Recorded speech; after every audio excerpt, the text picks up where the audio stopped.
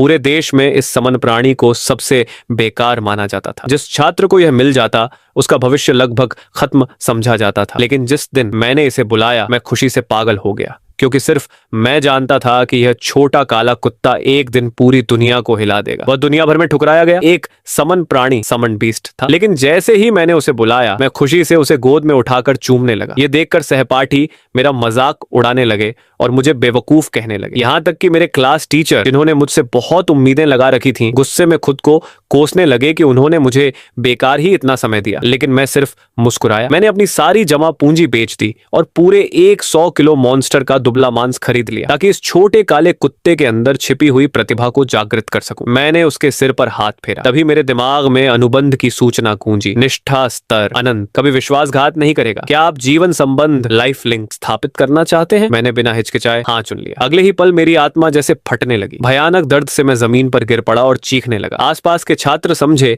कि मैं अपनी असफलता का सदमा बर्दाश्त नहीं कर पाया। तभी मेरी गर्लफ्रेंड लियू रोयान मेरे पास आई। उसने थोड़े अपराध बोध के साथ कहा, माफ करना, हमारे जैसे साधारण परिवारों के लिए कॉलेज प्रवेश परीक्षा ही सामाजिक स्तर बदलने का एकमात्र मौका है। अभी अभी गन लांसर लियू लियांग ने मुझे अपनी टीम में शामिल कर लिया है, इसलिए मैं तुम्हारे साथ टीम नहीं बना सकती। मैं शांत स्वर में बोला, कोई बात नहीं। मेरे इतने साधारण जवाब से वह चौंक गई। उसे लगा था कि मैं उसे रोकूंगा या बहस करूंगा। उसके मन में उपेक्षित होने की भावना पैदा हुई। वह ठंडी आवाज में हूं कहकर मुड़ गई। बगल में खड़ी एक लड़की ने तिरस्कार से कहा, वह तो बस दिखावा कर रहा है। रोयान, तुमने कुछ गलत नहीं किया, इतना विनम्र बनने की जरूरत नहीं। वह तो सिर्फ हथेली जितना छोटा काला कुत्ता बुला पाया है, वह तुम्हारे लायक ही नहीं। मैंने उनकी बातों पर ध्यान नहीं दिया, क्योंकि जीवन संबंध पूरा होने के बाद मुझे पता चला कि मेरे कुत्ते ने SASS रैंक प्रतिभा, लालची भक्षक, ग्रीडी डिवाइडर जागृत कर ली है। यह प्रतिभा उसे खाए गए हर भोजन को ऊर्जा में बदलने देती थी। वह बिना किसी सीमा के बढ़ सकता था, अपनी सीमाओं को तोड़ सकता था और विकसित हो सकता था। मुझे समझ आ गया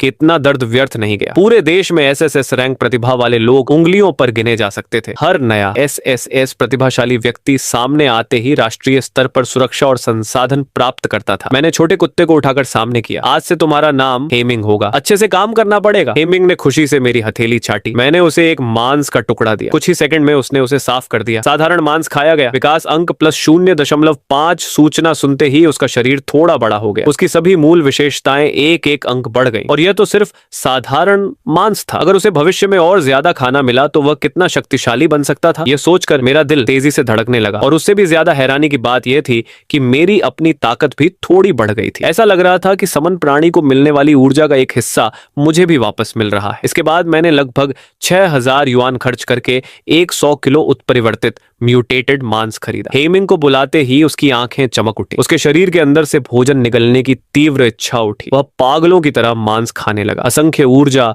उसके शरीर में भरने लगी। उसका आकार नंगी आंखों से दिखाई देने वाली गति से बढ़ने लगा। सिर्फ आधे घंटे बाद उसका शरीर 2 मीटर से भी बड़ा हो चुका था। मेरे सभी गुण, एट्रीब्यूट्स 10-10 अंक बढ़ गए थे। अब मैं पूरे स्कूल के सबसे उत्कृष्ट छात्रों में गिना जा सकता था। मैंने बिना देर किए सिस्टम में मौजूद विकास एवोल्यूशन बटन दबा दिया। तुरंत हेमिंग के शरीर के अंदर छिपी हुई शक्ति जाग उठी। काली विकास ऊर्जा उसके पूरे शरीर में फैल गई। कोशिकाएं टूटने और दोबारा बनने लगी। उसका जीवन स्तर ऊंचे स्तर पर पहुंचने लगा। बधाई, आपके समन प्राणी हेमिंग ने कौशल फाड़ना रेंड प्राप्त किया है। बधाई, हेमिंग ने नई प्रतिभा प्राप्त की है। विशालकाय रूप, शरीर का आकार 3 गुना बढ़ता है। शक्ति और रक्षा 300% बढ़ती है। गति 50% घटती है। इस विकास के बाद हेमिंग के सभी गुण 50 से ऊपर पहुंच गए और वह अब भी सिर्फ स्तर 1 पर था। यहाँ तक कि सर्वोच्च श्रेणी के समन प्राणी भी उसकी बराबरी नहीं कर सकते थे। मानव जाति समन प्राणियों को 4 श्रेणियों में बांटती थी, निम्न, मध्यम, उच्च और शीर्ष स्तर। S रैंक प्रतिभा को उच्च स्तर माना जाता था, SS रैंक प्रतिभा को शीर्ष स्तर। लेकिन SSS रैंक प्रतिभा वाला समन प्राणी आज तक कभी नहीं देखा गया था। उस रात मैं हेमिंग को लेकर घर लौट आया और सो गया। अगले दिन कॉलेज प्रवेश परीक्षा गाओ शुरू होने वाली थी। सुबह होते ही हजारों परीक्षार्थी विशाल मैदान में इकट्ठा हो गए। शिक्षक लू वैन विभिन्न डंगोअन डंजन में प्रवेश करते समय सावधानियों के बारे में विस्तार से समझा रहे थे। इस बार कई प्रतिष्ठित स्कूलों के छात्रों को एक साथ रखा गया था। प्रतिस्पर्धा बेहद कठिन होने वाली थी। उसी समय ये चाओ ने व्यंग्य करते हुए कहा, चेनलिन, तुम अब भी परीक्षा दोगे? क्यों ना सीधे हार मान लो, कम से कम अपमान तो नहीं होगा। उसके साथ खड़ी थी जादूगरनी जैसी सुंदर और आकर्षक लियू रोयान। स्पष्ट था कि दोनों एक ही टीम में थे। मैंने उनकी तरफ देखा तक नहीं। तभी 1 घंटी बजी। 4 विशाल कांस्य द्वार एक साथ खुल गए। अंदर से ठंडी और डरावनी हवा बाहर आने लगी। सभी छात्रों ने तुरंत अपने अपने डंगोअन की जानकारी देखनी शुरू कर दी। बुरा हुआ हमारे स्कूल को डेमन फॉरेस्ट मिला है। ये सबसे खतरनाक डंगोवन में से एक है। सभी डंगोवन लगभग समान कठिनाई के होते हैं। इतना शोर क्यों मचा रहे हो? भीड़ में बहस छिड़ गई। लू वेन ने अपने छात्रों को चेतावनी दी, डेमन फॉरेस्ट का भूभाग बहुत जटिल है, घने पेड़ और झाड़ियां हर जगह हैं, किसी भी समय राक्षस हमला कर सकते हैं, हमेशा सतर्क रहना। इसके बाद उन्होंने घड़ी जैसी एक मशीन निकाली। यह मैकेनिकल रिकॉर्डर है, तुम लोगों के द्वारा अर्जित किए गए अंक सीधे बाहर प्रसारित करेगा। फिर दूसरी घंटी बजी। इसका मतलब था राष्ट्रीय प्रवेश परीक्षा आधिकारिक रूप से शुरू हो चुकी थी। सबसे पहले सफेद कवच पहने बर्फीले नीले बालों वाली बेहद सुंदर लड़की आगे बढ़ी। वह तो हमारे स्कूल की सीनियर सुलिंगशुए है। वह अकेले डंगोन में जा रही है। जितने ज्यादा लोग टीम में होंगे उतने कम अंक मिलेंगे। असली प्रतिभाशाली लोग अकेले ही चुनौती लेते हैं। चारों तरफ बैठे जूनियर छात्र उत्साह से चर्चा करने लगे। मैंने भी मन में आदेश दिया, डंगोनन कनेक्शन शुरू। अगले ही पल एक चमकदार सफेद रोशनी ने मेरे पूरे शरीर को घेर लिया। बाकी सभी लोगों ने टीम बनाकर डंजन में प्रवेश किया था, लेकिन उसने अकेले ही डंगन में जाने का फैसला किया। सभी के अंदर जाने के बाद लेवल 20 का एक मध्यम आयु का व्यक्ति हाथ लहराता है और सामने की जल स्क्रीन पर डंगन के अंदर का दृश्य दिखाई देने लगता है। उसी समय एक सफेद रोशनी चमकती है। सेकंड हाई स्कूल का एक छात्र खुद ही डंगन से बाहर निकल आता है। स्कूल के सभी शिक्षक एक दूसरे को देखते हैं और फिर चुपचाप सिर झुका लेते हैं। जब दूसरे स्कूलों के लोग उनकी ओर देखने लगे तो प्रिंसिपल ली मिंगजी का चेहरा गंभीर हो गया। वह बिना कुछ बोले स्क्रीन को घूरने लगे। दृश्य बदलता है। घने जंगल के बीच एक अकेला लड़का सावधानी से चारों ओर का निरीक्षण कर रहा था। ली मिंगजी हैरान हो गए। अकेले डंगन चला गया? हमारे स्कूल में कल के जॉब अवेकनिंग समारोह में ऐसा प्रतिभाशाली छात्र भी था। यह सुनकर शिक्षक लू वेन कुछ बोल नहीं पाए। उन्हें अच्छी तरह पता था कि चेन लिन तो सिर्फ एक साधारण समनर था। उधर डंगन के अंदर हल्की चक्कराहट खत्म होते ही मैंने तुरंत आसपास का निरीक्षण शुरू कर दिया। अचानक ऊपर से किसी चीज के गिरने की आवाज आई। मैंने बिना देर किए बाएं हाथ को कसकर पकड़ा। तुरंत 1-1.5 मीटर लंबी जादुई छड़ी मेरे हाथ में प्रकट हो गई। एक बाल्टी जितना मोटा गहरा हरा कीड़ा पेड़ से छलांग लगाकर नीचे आया। उसका सिर बीच से फट गया और अंदर की भयानक दांतों की कतारें दिखाई देने लगी। मैंने स्टाफ को घुमाया। अगले ही पल उसे सफेद प्रकाश की एक धार निकली और कीड़े के शरीर को आर पार चीर गई। वह 2 टुकड़ों में बटकर जमीन पर गिर पड़ा। आपने विषदंत कीड़े पॉइजन फैंग वर्म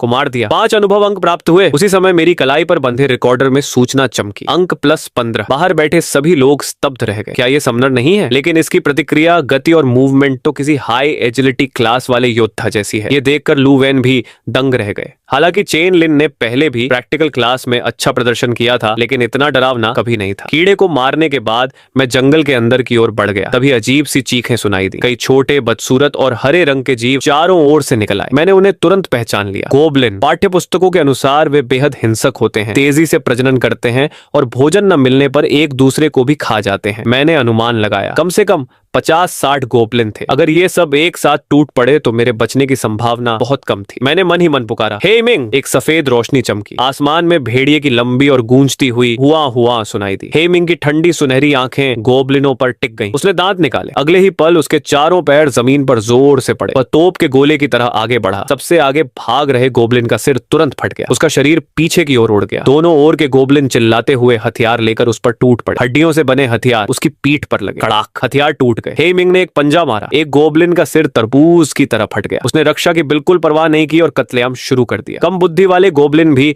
उसकी भयानक शक्ति देखकर डर गए। वे भागने लगे। मैंने आदेश दिया, एक भी नहीं बचना चाहिए। हे मिंग उनका पीछा करने लगा और मैं भी नजदीकी गोब्लिनों को मारने लगा। ये दृश्य देखकर बाहर बैठे लोग उछल पड़े। कमाल है, हमारे स्कूल में इतना ताकतवर सीनियर भी है। उसका समन शक्तिशाली है तो ठीक, लेकिन वह खुद भी इतना मजबूत कैसे है? दूसरे वर्ष और पहले वर्ष के छात्र उत्साह से भर गए। कुछ मिनट पहले तक सभी सोच रहे थे कि चेन लिन गोब्लिनों के हाथों खत्म हो जाएगा, लेकिन अब उसने और उसके समन ने पूरी गोब्लिन सेना का सफाया कर दिया था। यह देखकर ली मिंगजी खुश हो गए। इतनी जल्दी इस स्तर तक पहुंचना, कम से कम बी ग्रेड का ग्रोथ टैलेंट तो होगा। उसकी क्षमता शायद उच्च स्तरीय समनों से भी कम नहीं। आखिरकार हमारे स्कूल को एक असली प्रतिभाशाली छात्र मिल गया। उन्होंने तुरंत पूछा, चेनलिन के कितने अंक हैं? उत्तर मिला, 560 अंक। वह हमारे स्कूल में प्रथम स्थान पर है, लेकिन थर्ड हाई स्कूल की सुलिनशुए उससे भी आगे है। उसके 830 अंक हैं। यह सुनकर सभी शिक्षक हैरान रह गए। दंगन शुरू हुए अभी 20 मिनट भी नहीं हुए थे। ऐसा स्कोर तो पूरे प्रांत में प्रथम स्थान के लिए प्रतिस्पर्धा कर सकता था। उधर डंगन के अंदर गोब्लिनों के शवों से प्रकाश के गोले निकलकर मेरे शरीर में समा रहे थे। जल्द ही मैं लेवल 2 पर पहुंच गया। मेरी स्पिरिट मानसिक शक्ति 5 अंक बढ़ गई। मैंने सोचा साधारण क्लास वाले लोग शुरू में तेजी से लेवल बढ़ा सकते हैं, लेकिन आगे जाकर अंतर बहुत बड़ा हो जाता है। आखिरकार वह ऐसी खाई बन जाता है जिसे पार नहीं किया जा सकता, लेकिन मैं हे मिंग की मदद से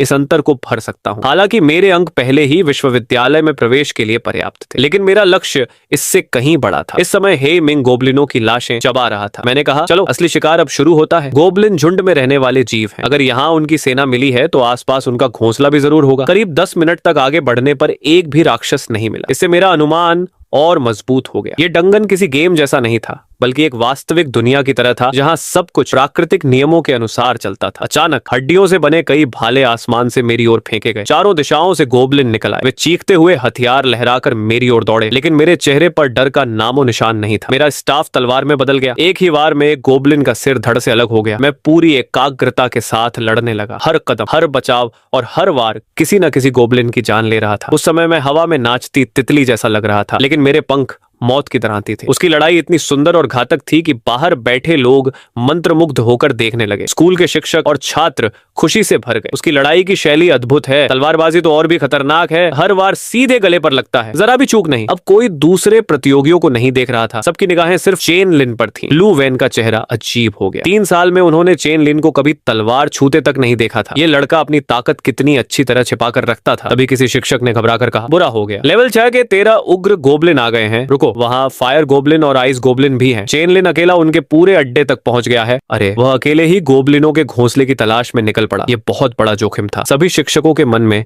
चिंता होने लगी। जब ये गोबलिन सामने आए तो बाकी गोबलिनों को जैसे उनका नेता मिल गया। अब वे बिना योजना के हमला नहीं कर रहे थे। तभी अग्नि गोबलिन, फायर गोबलिन ने मंत्रोच्चार शुरू किया। उसकी शक्ति से मुट्ठी के आकार के कई आग के गोले बन गए और मेरी ओर तेजी से उड़ने लगे। मैंने फुर्ती से कई बार दिशा बदलकर उन सभी आग के गोलों से बचाव कर लिया। इसी बीच बाकी गोबलिनों ने मौका देखकर हमला कर दिया। मैंने हल्का सा सिर घुमाकर एक हड्डी के भाले को अपने पास से निकलने दिया, फिर तुरंत हाथ बढ़ाकर उस गोबलिन की गर्दन पकड़ ली और उसे हवा में उड़ते हुए आग के गोलों की तरफ फेंक दिया। धमाके के साथ आग भड़क उठी और उस गोबलिन का शरीर उसमें समा गया। इसके बाद मैं मानो इंसानी तोप बन गया। एक एक गोबलिन को गोले की तरह उठाकर अग्नि गोबलिनों की तरफ फेंकने लगा। हे भगवान, ऐसा भी लड़ सकते हैं? बाहर यह दृश्य देख रहे सभी छात्र हैरान रह गए। क्लास टीचर लू वेन भी स्तब्ध थे। ये लड़ाई का तरीका तो उन्होंने भी कभी नहीं सिखाया था। मैं लगातार गोबलिनों को अग्नि गोबलिनों पर फेंकता रहा। नतीजा ये हुआ कि अगर वे जादू चलाते तो अपने ही साथियों को मार देते, और अगर जादू न चलाते तो खुद मारे जाते। इस खींचतान के बीच हेमिंग भी पीछे तक पहुंच गया और एक एक करके सभी अग्नि गोबलिनों का सफाया कर दिया। 100 से अधिक गोबलिनों में अब केवल कुछ ही बचे थे। वे जान बचाकर भागने लगे, लेकिन इस बार मैंने उनका पीछा करके उन्हें खत्म नहीं किया। मैं आराम से उनके पीछे पीछे चलता रहा, क्योंकि मेरा असली लक्ष्य उनके पूरे ठिकाने को नष्ट करना था। भागते हुए गोबलिनों का पीछा करते करते मैं एक गुफा में पहुंचा। अचानक गुफा की दीवारों के ऊपर से हरे रंग के कई दुबले पतले गोबलिन मुंह पर झपट पड़े। मैंने अपनी पकड़ मजबूत की और तलवार नुमा डंडे को पूरी ताकत से एक दिशा में घुमा दिया। एक ही वार में एक गोबलिन का सिर और धड़ अलग होकर जमीन पर गिर पड़े। बाकी 2 गोबलिनों को रात में देखने की क्षमता रखने वाले हेमिंग ने अपने मुंह में दबोच लिया। चटाक! एक आवाज के साथ उसने उन्हें बड़े मजे से निगल लिया। तभी गुफा के मोड़ से अचानक असंख्य मशालों जैसी रोशनियां दिखाई देने लगी। मेरा चेहरा गंभीर हो गया। हवा में उछाले गए गोबलिन चारों तरफ टकराकर बिखर गए। हेमिंग ने अपने विशाल पंजे से एक जोरदार वार किया, जिससे कई गोबलिनों के शरीर फट गए और चारों ओर खून और मांस बिखर गया। उसी समय एक कान फाड़ देने वाली क्रूर गर्जना पूरी गुफा में गूंज उठी। अंधेरे से एक भयानक राक्षस धीरे धीरे बाहर आया। उसका शरीर घने बालों से ढका था, मांसपेशियां फूली हुई थीं और उसका आकार किसी छोटी इमारत जितना विशाल था। वह गुस्से से हेमिंग को घूर रहा था। मेरा चेहरा गंभीर हो गया। यह तो एक उग्र गोबलिन सरदार बजर्ग गोबलिन चीफ था। उसी समय एक विशाल ट्रोल गरजता हुआ हमारी ओर दौड़ा। उसके हर कदम से पूरी गुफा कांप रही थी, लेकिन हेमिंग, ब्लैक मिंग बिल्कुल नहीं डरा। वह सीधे ट्रोल की तरफ झपटा। उसके पंजों से काली चमक निकली और उसने ट्रोल के शरीर पर 4 गहरे घाव बना दिए। दर्द से ट्रोल और भी उग्र हो गया। उसने अपने विशाल हाथों से हेमिंग का सिर पकड़ लिया और पूरी ताकत से उसे जमीन पर पटक दिया। हेमिंग के मुंह से खून निकल आया और वह दर्द से कराह उठा। उसे दबते देख मैंने तुरंत अपना पेशेवर कौशल इस्तेमाल किया। सुदृढ़ीकरण मंत्र, एनहांसमेंट स्पेल। उसकी सभी मूल क्षमताएं 20% बढ़ गईं। सफेद रोशनी हेमिंग के शरीर पर चमकी और अगले ही पल उसने ट्रोल को उल्टा जमीन पर पटक दिया। फिर उसने ट्रोल के शरीर से मांस का एक बड़ा टुकड़ा नोच लिया। ट्रोल ने भी रक्त पिपासा, ब्लड लस्ट कौशल सक्रिय कर दिया दोनों जानवर पागलों की तरह लड़ने लगे। मैं लगातार सुदृढ़ीकरण और उपचार मंत्र हीलिंग स्पेल चलाता रहा। इस भीषण युद्ध की आवाज कई 100 मीटर दूर तक फैल गई। आसपास के छात्र हैरान थे। दबी घाटी के जंगल के बॉस तो कम से कम लेवल 12 के होते हैं। आखिर कौन पागल अकेले बॉस से लड़ रहा है? जल्द ही एक 3 सदस्यीय टीम वहां पहुंची। वे सोच रहे थे कि मदद कर देंगे तो कुछ इनाम भी मिल जाएगा, लेकिन जब वे पहुंचे तो स्तब्ध रह गए, क्योंकि बॉस से लड़ने वाली कोई टीम नहीं थी, सिर्फ मैं अकेला था। इसी दौरान मैंने अपनी तलवार से अंतिम वार किया। ट्रोल के सिर के ऊपर दिखाई दे रही HP 1 से सीधे 0 हो गई। ट्रोल मर गया। आसपास खड़े छात्रों में से कोई भी बीच में हस्तक्षेप करने की हिम्मत नहीं कर पाया। लियू लियांग और लियू रोयान भी वहीं खड़े थे। दोनों अविश्वास से हेमिंग को देख रहे थे। एक दिन पहले का छोटा भेड़िया अब इतना शक्तिशाली बन चुका था। तभी 4 लोगों की एक और टीम आई। यह स्कूल की टॉप क्लास का छात्र झाओ हुयांग था। वह मुस्कुराकर बोला, मुझे उम्मीद नहीं थी कि हमारे स्कूल में तुम्हारे जैसा ताकतवर व्यक्ति भी है। लगता है तुम्हारा समन प्राणी बुरी तरह घायल है। क्या हमारी मदद चाहिए? हमारी टीम में एक बहुत शक्तिशाली पवित्र पुजारी होली प्रीस्ट है। उसकी बात पूरी भी नहीं हुई थी कि पीछे खड़ी एक प्यारी लड़की ने उसे लात मार दी। मैं मुस्कुराकर बोला, धन्यवाद, लेकिन जरूरत नहीं है। वे लोग जाने लगे, लेकिन तभी उनकी नजर मेरी स्कोर पट्टी पर पड़ी। 7120 अंक। झाओ हुयांग लगभग गाली देने ही वाला था। उसी समय लियू रोयान लाल चेहरे के साथ मेरी तरफ बढ़ी, लेकिन जैसे ही वह पास आई, हेमिंग की रक्तम आंखें ठंडी नजरों से उस पर टिक गईं। लियू रोयान को ऐसा लगा मानो वह बर्फ की गुफा में गिर गई हो। उसके पैर कांपने लगे। मैंने उसकी ओर मुड़कर भी नहीं देखा। मुझे डर था कि कहीं मैं फिर से उसकी झूठी कोमलता के जाल में न फंस जाऊं। इसके बाद मैं वापस गुफा में गया और हेमिंग को बाकी राक्षसों का मांस खाने दिया। जब सारे राक्षस खा लिए गए तो एक ऊर्जा का कोकून उसे घेरने लगा। ऐसा लग रहा था कि इस बार का विकास, एवोल्यूशन पहले से कहीं अधिक बड़ा होगा। कुछ देर बाद एक विशाल पंजे ने उस कोकून को फाड़ दिया। अंदर से निकला हेमिंग पहले से कहीं ज्यादा बड़ा हो चुका था। उसकी आंखें अब गहरे नीले रंग की थीं। और भी शाही, ठंडा और भयावह दिखाई दे रहा था। उसे 2 नए कौशल मिले, धमकी, इंटिमिडेशन, काली ज्वाला, ब्लैक फ्लेम। यह पूर्ण रूप से एक नया जन्म था। अब परीक्षा खत्म होने में केवल 1 घंटा बचा था। मैं हेमिंग की पीठ पर बैठकर अगले बॉस की तलाश में निकल पड़ा। करीब 10 मिनट बाद हम एक नए बॉस के इलाके में पहुंचे। लेवल 15 विकृत वृक्ष सम्राट ट्विस्टेड ट्री किंग। बाहर बैठे शिक्षक ली मिंगजी की भौहें सिकुड़ गईं। उन्हें पता था कि ट्विस्टेड ट्री किंग की ताकत और HP ट्रोल से कम 2 गुनी है, और मैं केवल लेवल 4 था। फिर भी इतनी बड़ी शक्ति अंतर को पार कर पाना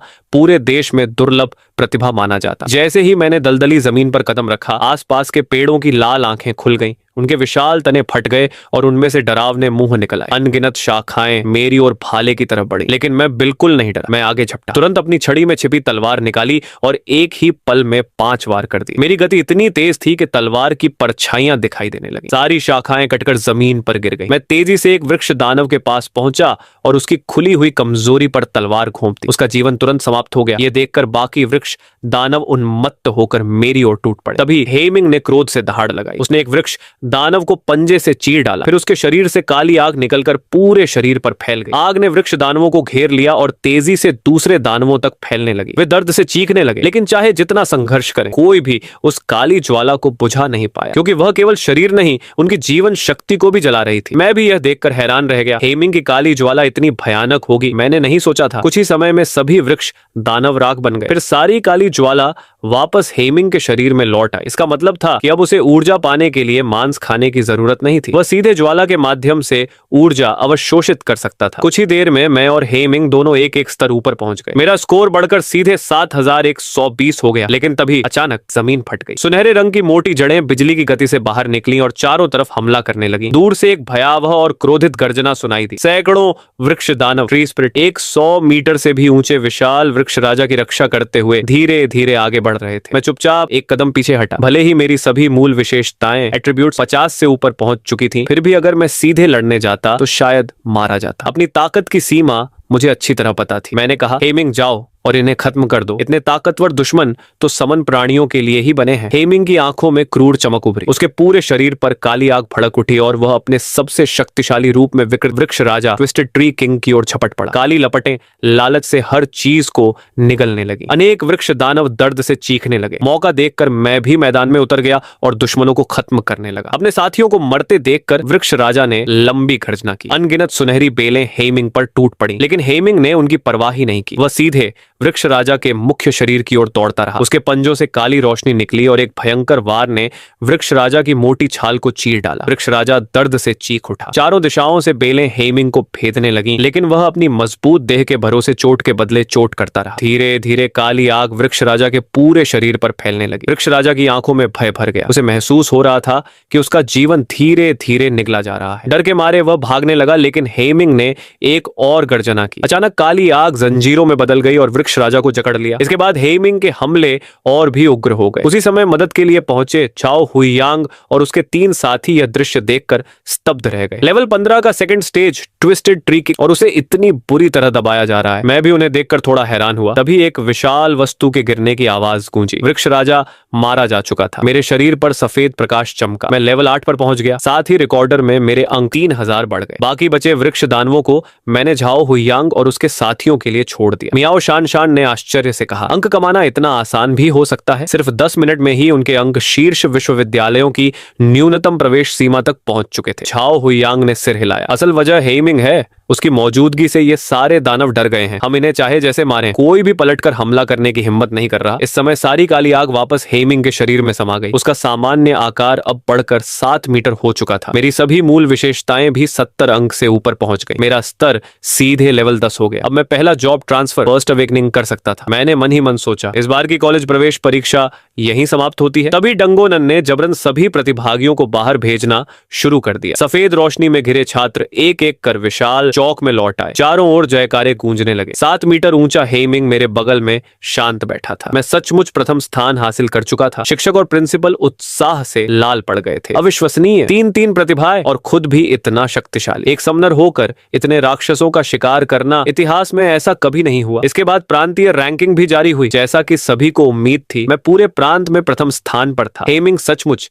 एक राक्षसी अस्तित्व था। उसकी वृद्धि की कोई सीमा नहीं थी और हर विकास एवोल्यूशन के साथ उसकी शक्ति कई गुना बढ़ जाती थी। अब मैं अपने अगले समन प्राणी को लेकर उत्साहित था। घर लौटकर मैंने यह खुशखबरी माँ और छोटी बहन को सुनाई। साथ ही प्रांत में प्रथम आने का 10 लाख ब्लू स्टार कॉइन का पुरस्कार भी खाते में आ गया। अब माँ और बहन को तंगी में जीने की जरूरत नहीं थी। इसके बाद मैं अपने कमरे में गया और प्रथम जॉब ट्रांसफर की तैयारी करने लगा। जॉब ट्रांसफर के लिए एक विशेष पुनर्जन्म डंगोनन रीबर्थ डंगोनन पार करना जरूरी था। मैंने बिना झिझक पहला ट्रांसफर बटन दबा दिया। अगले ही पल मेरा शरीर गायब हो गया। निर्देशांक 08694। यह एक ऐसी दुनिया है जो विनाश के कगार पर है। मानव सभ्यता की अंतिम चिंगारी बुझने वाली है। क्या तुम इसे बचाओगे या इसके विनाश का कारण बनोगे? वैकल्पिक मिशन 1, 1000 आपदा राक्षसों का संहार करो और बचे हुए लोगों की रक्षा करो। वैकल्पिक मिशन 2, आपदा माता राक्षस की सहायता करो ताकि वह सब कुछ निगल कर विकसित हो सके। प्रतिभागी 10 समय सीमा 24 घंटे ब्लू स्टार पर स्वेच्छा से वापसी संभव नहीं। मैं अचानक एक खंडहर के बीच प्रकट हुआ। बिना सोचे मैंने पहला मिशन चुन लिया। अगर आपदा माता सब कुछ खा जाएगी तो मेरा हेमिंग क्या खाएगा? उसी समय पास की कांच की इमारत से एक लड़की बाहर आ गिरी। उसके पीछे एक खून से लथपथ बिना चमड़ी वाला रेंगने वाला आपदा राक्षस निकल आया। वह लड़की पर झपटा। लड़की ने मुश्किल से बगल में पड़ी तलवार की ओर हाथ बढ़ाया, लेकिन देर हो चुकी थी। मौत का डर उसके चेहरे पर साफ दिखाई दे रहा था। तभी एक तलवार की चमक बिजली की तरह कौंधी। राक्षस का सिर उसके शरीर से अलग हो गया। मैंने लड़की की ओर देखते हुए कहा, नमस्ते, मेरा नाम चेनलिन है। लड़की बोली, मेरा नाम लू यू है। मैं उससे इस दुनिया की जानकारी लेने ही वाला था कि अचानक संचार यंत्र से आवाज आई, स्थिति असामान्य है। सभी तुरंत पीछे हटे। लू यू का चेहरा बदल गया। उसने मेरा हाथ पकड़ लिया। जल्दी चलो। लेकिन उसकी बात पूरी भी नहीं हुई थी कि दूर से एक कार उड़ती हुई हमारी तरफ आई। मैंने झटके से उसे पीछे धकेल दिया और अपना डंडा आगे कर लिया। भारी टक्कर से मैं 10 मीटर पीछे खिसक गया। लू यू घबरा गई। तुम ठीक हो? मैंने सिर हिलाया और सामने देखा। वहां एक 2 पैरों पर चलने वाला, पूरे शरीर पर नुकीले कांटे लिए भयावह राक्षस खड़ा था। यह ब्लेड डेमन है। लू यू का चेहरा गंभीर हो गया। अब हम बचकर नहीं जा सकते। अगले ही पल ब्लेड डेमन बिजली की गति से हमारी ओर दौड़ा। मैं बिना हिचक उसके सामने जा खड़ा हुआ। डंडे के भीतर छिपी तलवार निकालकर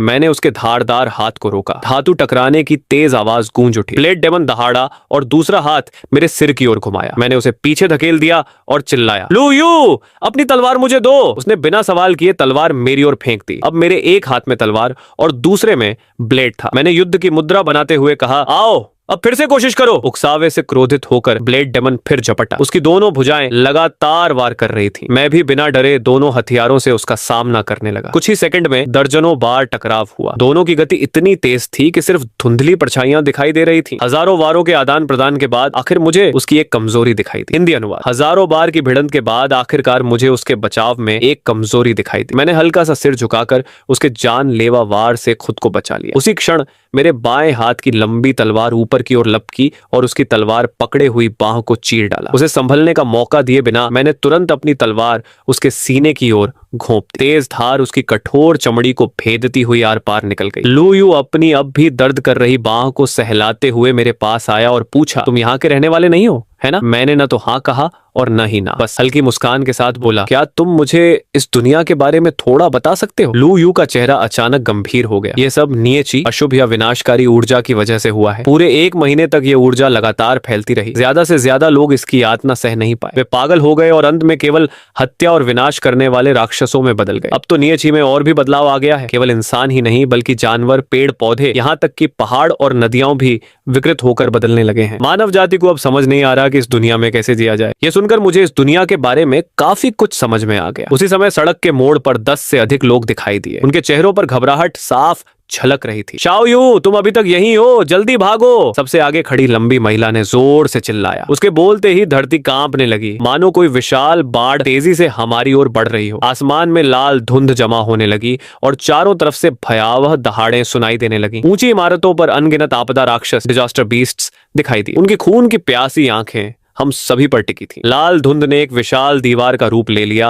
और हमें चारों ओर से घेरते हुए धीरे धीरे करीब आने लगी। सबके चेहरे पीले पड़ गए। निराशा उनके दिलों में भर गई। सभी ने घबरा कर लार निकली। शाओ यू, थोड़ी देर में मेरे पीछे ही रहना। लू ने मेरी ओर देखा। उसे लगा मैं किसी दूसरे जीवित बचे संगठन का सदस्य हूँ, लेकिन मैंने उसकी बात पर ध्यान नहीं दिया और सीधे आगे बढ़ने लगा। रुको, तुम क्या कर रहे हो? हम चारों तरफ से घिर चुके हैं। ये अकेले बहादुरी दिखाने का समय नहीं है। मैं हंस पड़ा। नहीं नहीं नहीं, वे मुझे नहीं घेर रहे हैं। असल में वे सभी मेरे द्वारा घिरे हुए हैं। मेरी आंखों में उत्साह चमक उठा। इतने सारे आपदा राक्षस, अगर मैं इन्हें सबको मार दूं तो मेरा अनुभव EXP तेजी से बढ़ जाएगा। मैंने पुकारा। हेमिंग। सफेद प्रकाश की चमक के बीच 7 मीटर ऊंचा विशाल काला भेड़िया प्रकट हुआ। उसकी गर्जना आसमान में गूंज उठी। हेमिंग ने सामने उमड़ती हुई राक्षसों की भीड़ को ठंडी नजरों से देखा और तुरंत अपना विशाल काय रूप, जाइगेंटिफिकेशन फॉर्म, सक्रिय कर दिया। क्षण भर में उसका शरीर बढ़कर 28 मीटर ऊंचा हो गया। वह कई इमारतों से भी बड़ा दिखाई देने लगा। उसने अपने चारों पैरों में शक्ति भरी और जमीन पर अनगिनत दरारें फैल गईं। फिर वह मिसाइल की तरह राक्षसों की भीड़ में घुस गया। काले नरक अग्नि, ब्लैक हेलफायर का प्रभाव 2 गुना बढ़ चुका था। कुछ ही सेकंड में सैकड़ों